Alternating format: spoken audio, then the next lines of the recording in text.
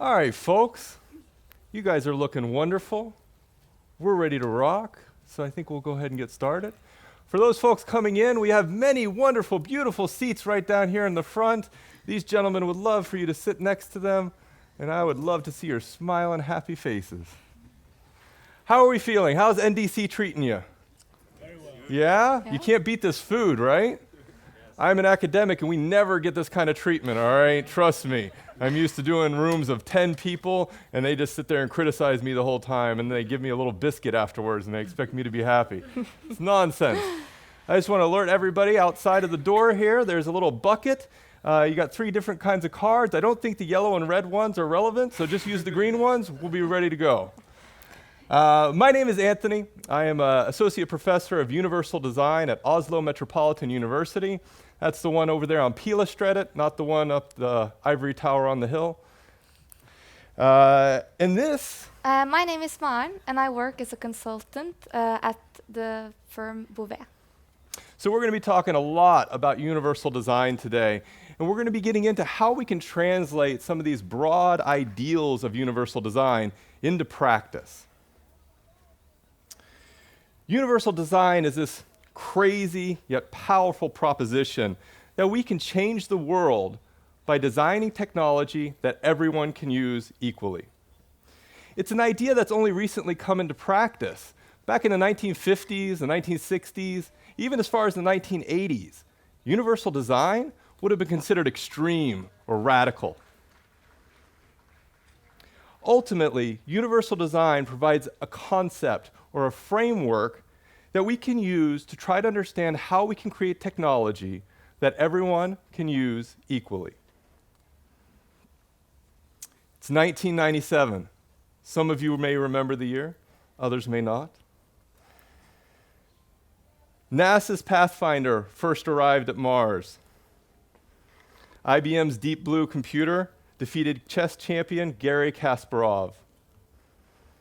Scientists in Edinburgh successfully cloned a sheep.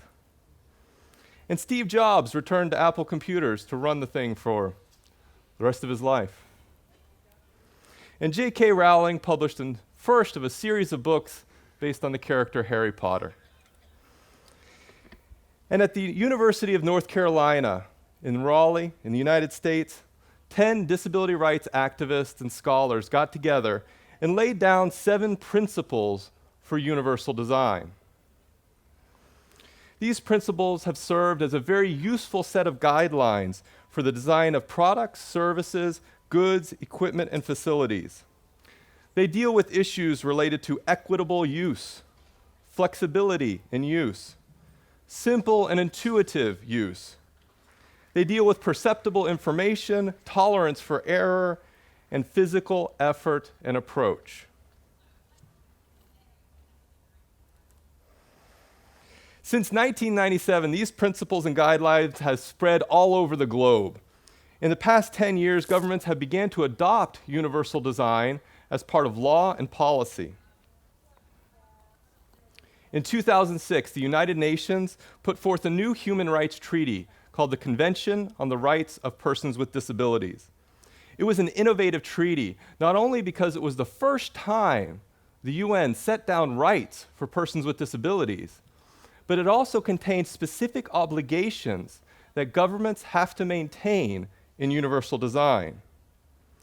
Specifically, governments, including here in Norway, have to undertake or promote research and development of universally designed goods, services, equipment, and facilities.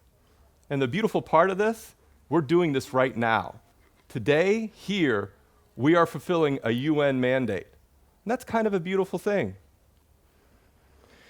So when we talk about universal design, we really have to juxtapose 2 things. This crazy idea of designing technology that everybody can use equally with the fundamental values and human rights that we all possess.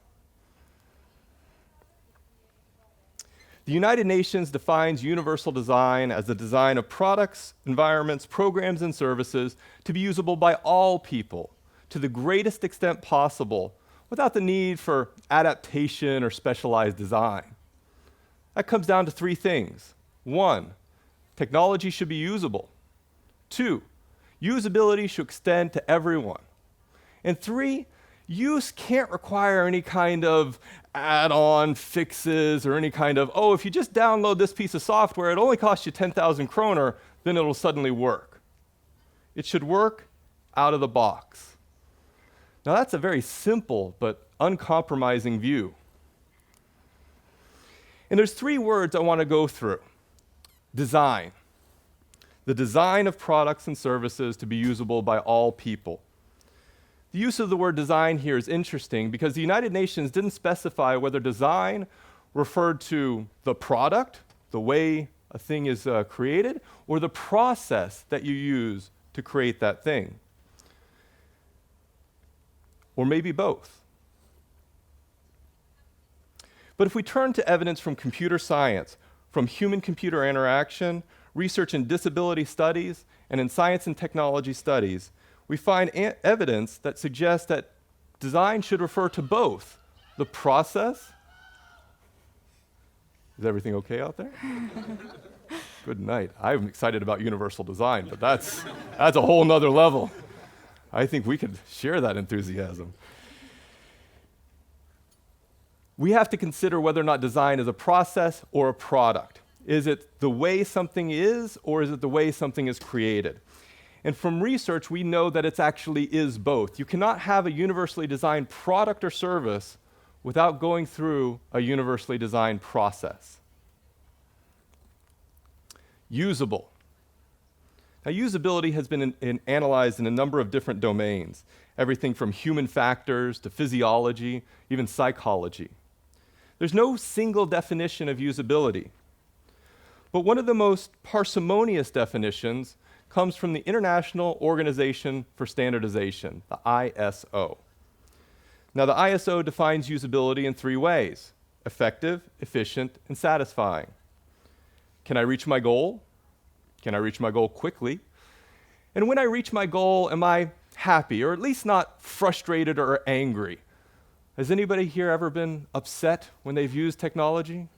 Anybody ever been frustrated when they've had to use technology? I have a famous example of my mother, who back in the early 2000s bought a printer, came home, set it down, plugged it in, drivers wouldn't install, paper got jammed. She got so frustrated she picked it up and threw it across the room. Technology should never drive us to that.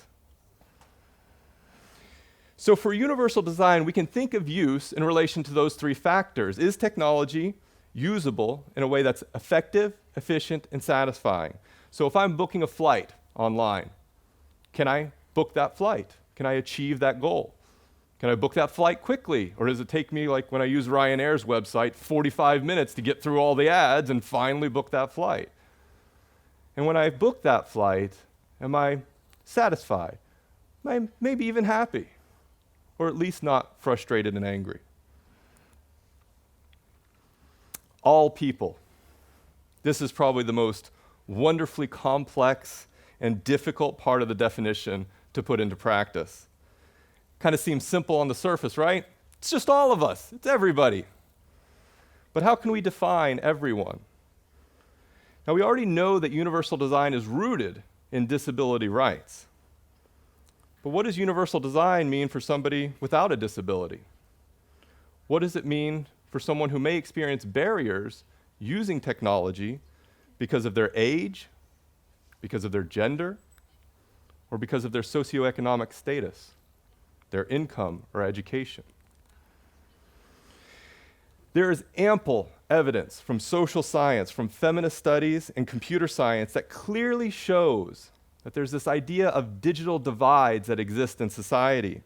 These digital divides separate people who can use and access technology from people who can't.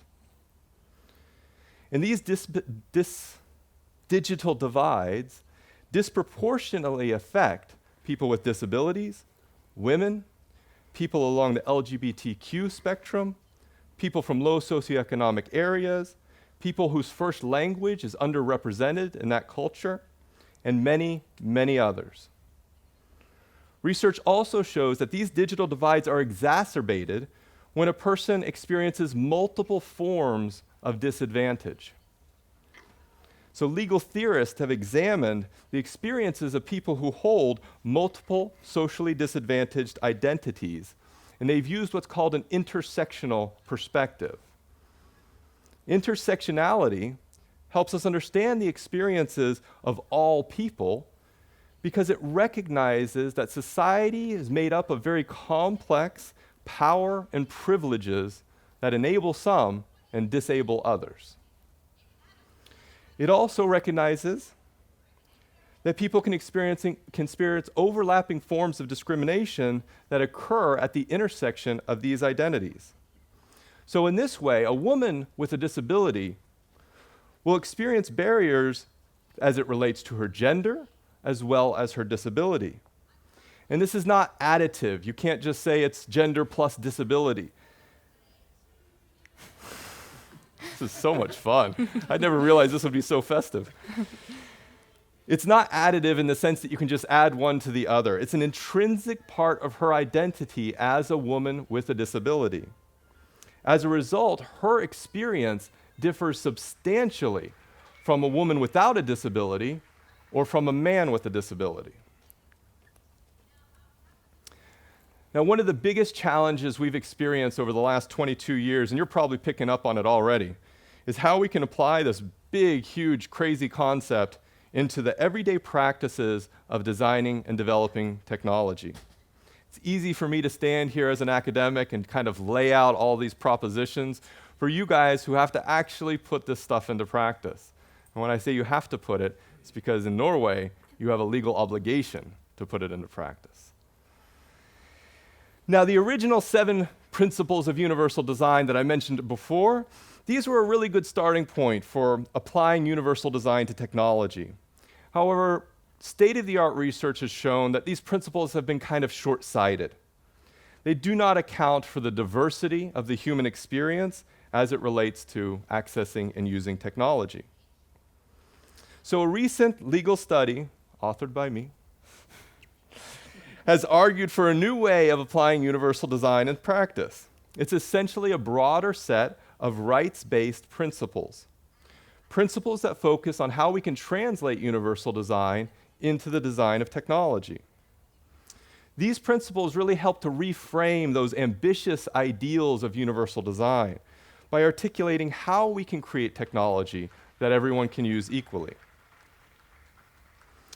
The principles include 4 key dimensions or elements. The first is social equality. Social equality is a very big concept that deals with the chances of a person achieving success in life. It's often misunderstood to be about equal opportunity. We've heard this term before, equal opportunity. This is familiar, yeah, for some of us. So scholars of equal opportunity have pointed out that all we have to do is just stop discriminating against people. That's all we got to do. So for this room, all I have to do is, if I don't put a sign up that says people in blue shirts aren't allowed, suddenly we've achieved equality. We finished, job done. Or, to take a classic legal example, if I have an apple tree in the front of the room, and I say, anybody here can get an apple. I'm not going to block anybody, no rules about who can and can't get an apple. What will happen is the folks here in the front are going to run up, grab their apples, stuff them in their pockets, run off. And the folks in the back, what are your chances of getting an apple? Nearly 0, right? So universal design recognizes that certain disadvantages can reduce a person's chances of successfully using technology to 0 or near 0. So universal design essentially means putting that apple tree kind of in the middle of the room, essentially, or at least providing support for the people at the back of the room so they have a reasonable chance at getting an apple. So when we look at translating universal design into practice, we have to consider equality, not just from this need to eliminate discrimination, not just from taking the sign off the door, but we have to consider how everyone can have a reasonable chance of using technology. Now, I don't want to cast aspersions here, In the 20 years I've been working in the tech industry, I've never met a developer who was actively trying to discriminate against someone. I've never met a developer saying, no, I'm going to create this website that these people can't use, right? It's an inherent internal bias, right? We kind of create technology that's made for us, right? Us as the developers. When I used to program websites back in the 90s, I never thought about other people using my website. It was just like, hey, I'm doing this. I'm a tester of one, right? If it works for me, clearly it'll work for everyone. But with universal design, developers have a chance to revisit this idea and consider not whether they could create a new technology, but how they should create that technology. And this differs from one of the original principles of universal design, the principle of equitable use. Social equality doesn't just look at the experience of using technology, but it also looks at the opportunities someone has to successfully use that technology in a way that, as we said before, is effective, efficient, and satisfying. And in particular, equality relates to a person's social identity and their human rights. There's no social space that isn't affected by technology. Your right to education, your right to employment, your right to a social life, all of these things are mediated by technology. If the technology doesn't work for you, you are shut out of that space. So by considering equality as a starting point for how we approach universal design, developers can take a fuller view of their work. Not just about whether or not someone can use the technology, but whether they have that opportunity at all. And try to understand a bit more about how somebody's social identity plays in with how they use technology. The second consideration is human diversity. It's related to the first principle because human diversity fundamentally recognizes that people have an immense variety of social, cultural, and physiological characteristics. Historically, developers have been very interested in this idea of the normal, average, or typical user. I hear this all the time from my students. They say, Anthony, I'm just creating this website for the normal user, one that looks like me, right? However, evidence shows that there's no such thing as the normal, average, or typical user. Let's just poll this room real quick. Anybody in here average? We have one average person out of the whole bunch. You're actually the first. I've done this talk all over the world. I have never had someone say, Anthony, I'm average. I'm claiming average. Average height, average width, average shoe size, average way I can kick like that, right? There's actually a very famous study from the United States that shows that the average person does not exist. In the 1960s, the US Air Force conducted a study on how they can design an airplane for their pilots, right? So they have a nice, easy population to work with. They're the pilots of the US Air Force. They know exactly how many there are. They can sit there and do whatever they want to them. So they took measurements over thousands? Yeah. Hundreds of measurements, of thousands of pilots. They just averaged everything together. They made the airplane for that average. And what, of course, happened?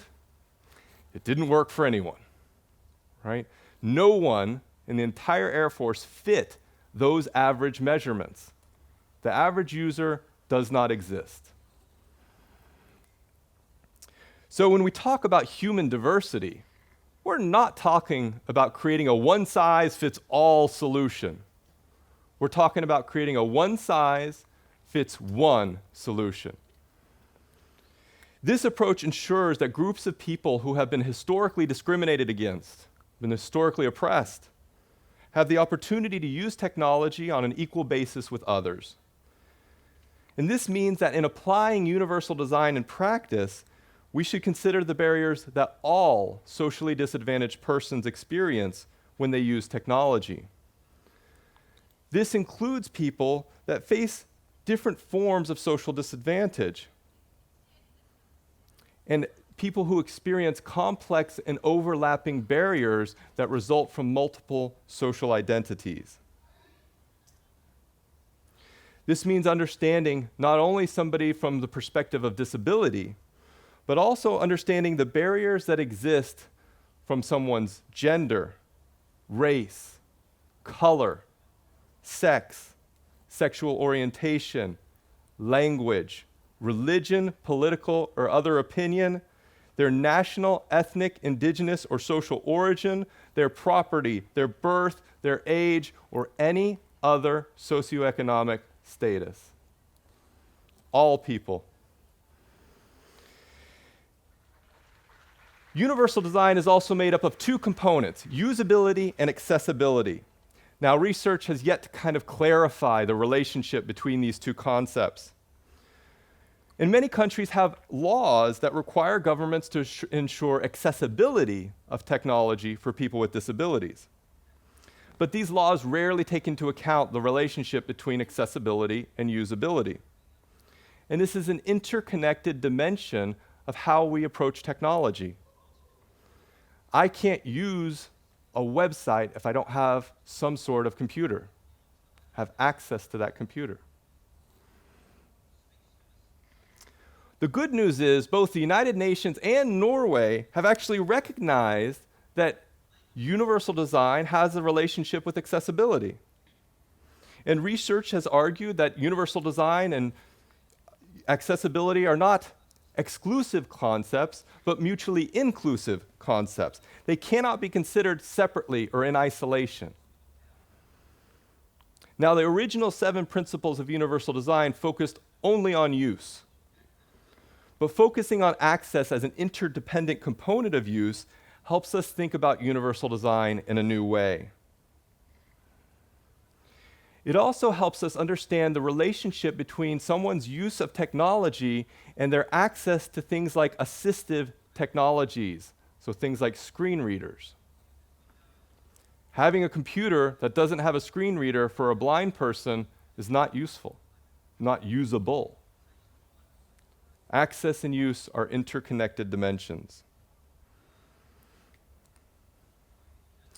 We can also draw upon models in disability studies and computer science to help us understand access and use a little bit better. So models of disability show that disability results from an interaction between a person with impairments and social and environmental barriers that affect that person's activities, including their activities using technology. And from a human-computer interaction standpoint, technology use has been modeled in relation to 4 factors: the person, their activities, the context, and the technology.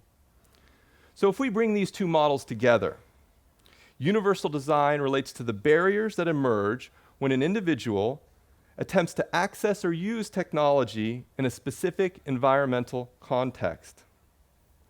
And these barriers can emerge from any of a combination of these factors. For example, when it's raining, me using my phone is a very different experience than me using my phone at home sitting on my couch, right? Or if I'm in a rural area of the United States where internet access is a little bit spotty, the environment determines my ability to access my email. Finally, participatory processes. This means the active and substantive participation of all relevant stakeholders in the design and development of technology. Now, when I say active participation, this is very different than the way things are usually approached. It's not just bringing people in at the end of a project and saying, here, test this widget. Oh, good job. Yay, we're so happy. Here's your cookie. Go home and I'm going to ignore everything they said. It's involvement from the very beginning. Research in co-design and participatory design argues that a wide range of people can actually make a creative contribution to the formulation and solution of a problem. So that means bringing people in at the beginning stages when you're first ideating the technology and continually involving them throughout the process until you've rolled it out. And more specifically, this means actively involving the participation of people who experience any forms of barrier when they're accessing or using technology. Now, the active involvement is important because it really recognizes the influence of technology on our social life. Theories from science and technology studies show that there's a reciprocal influence between technology and society. We create technology that embodies our values. Those technologies go on to influence our values. So the substantive involvement of socially disadvantaged groups of people can ensure not only that barriers are identified and removed at an early stage, but that as those technologies spread throughout the world, the norms and values that we've embedded in the designs of those technologies can go on to influence broader social changes. And this is why universal design is part of a human rights convention. Your jobs are far more important than you think. So starting from social equality, universal design is about designing technologies that everyone can use equally. It's about recognizing the unique social disadvantages that people face when they're accessing and using technology. It's about creating technologies that are accessible and usable for persons with disabilities and everyone else. And it's about ensuring the substantive participation of all relevant stakeholders or their representative groups in the design and development of new technologies. Now, I don't want to be misunderstood. Universal design is not going to fix everything. It's not even going to fix the fundamental issues that are part of social inequality. But it does provide a new framework and really a new way of thinking about how we can design technology that everyone can use equally. In 2013, the Norwegian government passed regulations for universal design of IT solutions. By 2021, all solutions must be compliant. Difi, the Norwegian Agency for Public Management and E-Government, aims to renew and improve the public sector. One of their responsibilities is to follow up on these regulations. So what does it take to be compliant? Has anybody here heard of WCAG? Raise your hands. Oh, good. So WCAG is a set of guidelines for web content accessibility. And the law requires IT solutions to have a minimum of 35 out of 61 criterions from WCAG 2.0. Last year, Difi performed an informal evaluation of compliance by conducting over 26,000 tests on 278 Norwegian websites. Of all the tests, only 60% were compliant. Also, websites made after the law was adopted performed better than older pages. The private sector overall did worse than the public. And can you guess what one of the most frequent errors was? Contrast. The page that scored the highest was the Norwegian police website politi.no. It got a score of 92%. No other website came close.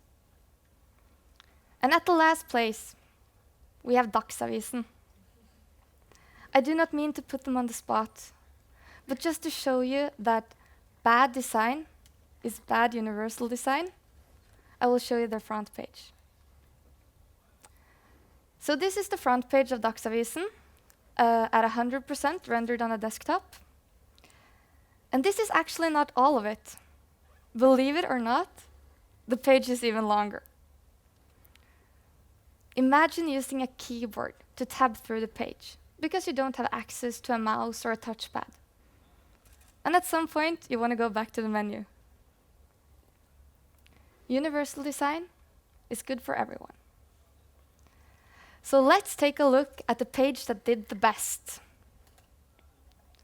In 2017, this was the public page of the police. It might look like we didn't know how to take a screenshot, but this is actually how the page looked at 100% zoom. Of course, it's not all bad.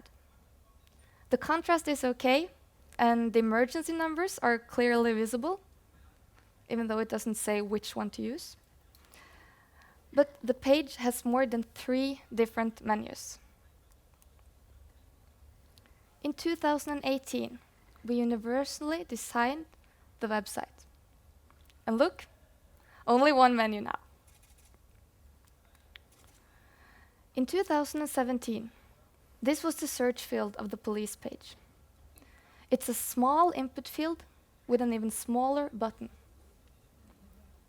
Now, we made it larger, with clear text and buttons, and it even gives the user suggestions. In comparison, the new search is a major improvement for all users, but especially for persons with visual impairments who may be using screen readers to access the website. In the old search, for each letter that was typed, the screen reader would read out the complete sentence that was given. And that is a lot of noise. In the new search, the screen reader in addition reads out how many suggestions are available and can read them out on request. So for each letter, this is a bit slower, but to find what you're looking for, it's much faster for everyone.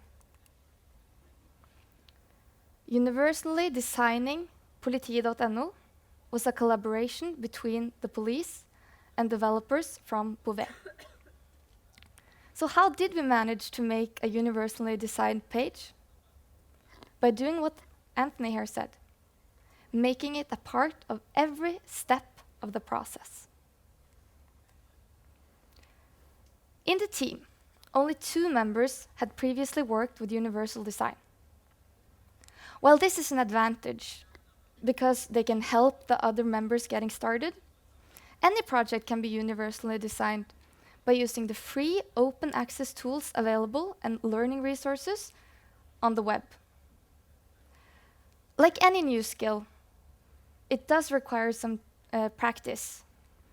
But once you have that skill, it becomes second nature. For the requirements of the page, we use the interactive website from DeFi. On this page, you can select for which area you want to see the requirement, and for each requirement, what must be done to be compliant with the law in Norway. So as we said, universal design was a part of every step of the process.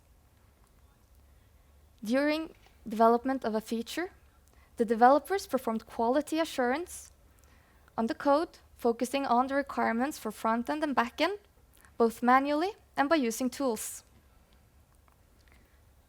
When a feature was implemented, the designers did quality assurance, focusing on the requirements for content and design. And after a release, there was a formal review. In this review, all of the 35 requirements were evaluated and marked with either passed or failed. If something was failed, it was sent to the backlog. And for your interest, if you are interested, we gathered all the tools we've used for automated testing on the next slide, so you can get your phones ready.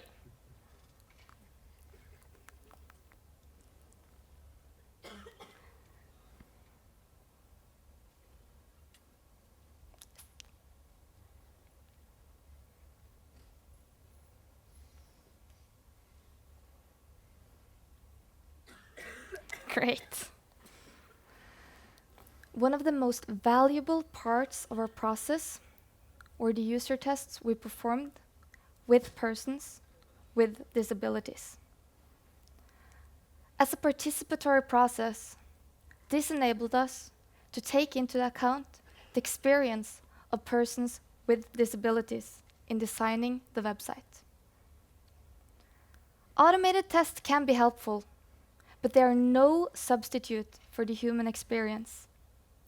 Scoring 100% on an automated test does not mean the page is accessible. And sometimes you have to break the rules. One example here is from NRK. On their start page, they have one image for every article. According to VCAG, all of these images should have a descriptive text. According to persons using screen readers, they should not. And this is why NRK set empty descriptive tags on all of their images.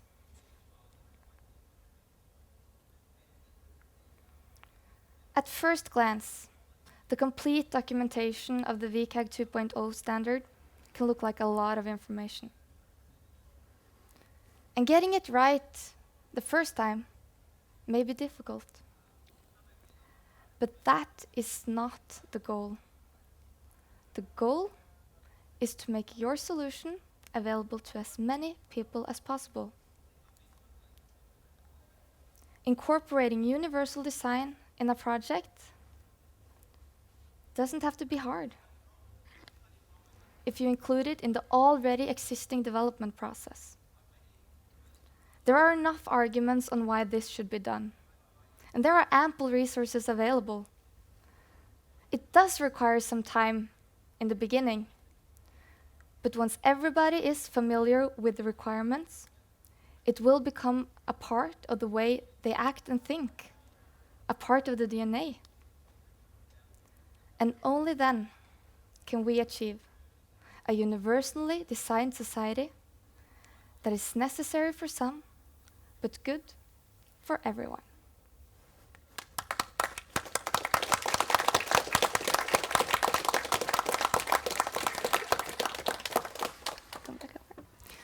Do you have any questions? Clear? Are there any other countries in Europe or globally that are integrating universal design laws into their laws? Yes. In the past, I would say 15 years, it's become very popular. The Irish Disability Authority has universal design as one of their principal guidelines and one of their principal kind of requirements for any kind of work that the government does. In the US, they have the related idea accessibility embedded not only in the law, but also there's been substantive lawsuits that have come out of that. Of course, in the US, we love suing people. That's the way we make laws. So it was really important the first time that case came through. It was the case against Target, the store. And a person with a visual impairment sued Target because their website wasn't accessible to them. And Target said, oh, no. They can come to the store. Our stores are accessible. It should be fine. And the judge said, no, it's not fine. And you have to pay millions of dollars in fines to the National Federation for the Blind in the US. Netflix was sued in the US for not having closed captions on their films. A school in Seattle was sued because they distributed Kindles to all their students and the Kindles weren't accessible. There's been many lawsuits. Australia has a law on universal design. Japan has a law on universal design. Yeah, and actually EU has created a directive now. Yeah. Yeah. Sorry. Go for it. So the EU has they've just passed the European Accessibility Act, which requires websites to be accessible for persons with disabilities. And again, accessibility is not universal design. The law in Norway is even stronger because it says everyone. Yes. Everybody's depressed now. No, you're motivated, right? Yeah? Good, yes. Good. Please look at the law and please look at the regulations. Be politically active. This affects your lives. This affects your jobs. And trust me, even if you don't have a disability now or don't know anyone with a disability, life is a disabling process. We're all heading in one direction, people, when we all know what that direction is. You're not supposed to make them depressed before they leave. If you're lucky to They're gonna get the live results. long enough, you will acquire some form of disability. Or you may even experience a temporary impairment. I had surgery in February on my right ankle, and I've been walking around with crutches up until a few weeks ago. And I never realized how inaccessible Oslo's sidewalks were until I started going around on crutches and in a wheelchair. Yeah. You never know when you're going to need it. It's an important part of how we create our society. before I get back up on my soapbox. Any other questions? Thoughts? We're here. We can talk one-on-one. Yes. I'm all over the social media apps, so throw my name into Google, you'll find me. I'm not hard to find. Marin's at Bouvet. She's Yeah. not hard to find. And thank you, special thanks to Anmer Saif, who Yes. designed our slides. If you like the way they look, Yes. co-hire that guy. Thank you. Thank you guys so much.